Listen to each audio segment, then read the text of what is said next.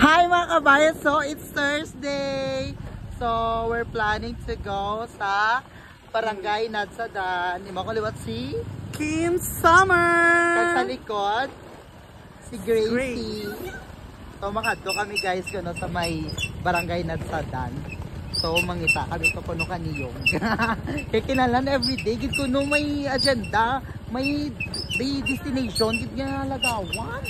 Ay, mga rukat din, mga friends ko. Pati laban mo. So, mo siyang aragyan guys, ilan daw wala guys. Nan. So, amat-amat naman na ginapagsakan ng road. Diyan. Nan. So, kung makita mo nyo mga kabayot, dito sa Piak is Sinat-an, then sa Piak is Roma. Yes. Then dyan Nadsadan.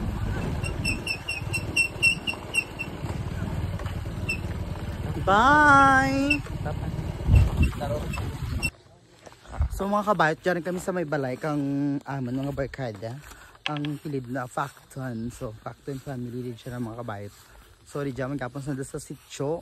So mangita kami. So time check natin is wait lang, 5:30.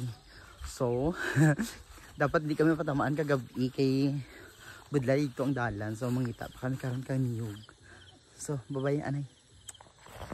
So guys, turn na kamo nga barkada. Nagsaka ay ganiyog. Ala. Uy patay siya. Manok ni Joaquin. Nan. Ay, tre, paano video manok ni Joaquin, no? Hiso niya manok. Ana? Imo dya? Ay, Joaquin. Balayo, kamo siya balay na guys eh. Nan.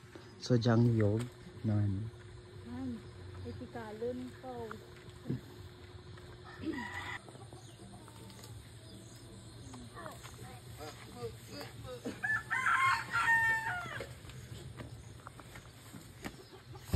So amoy siya guys eh.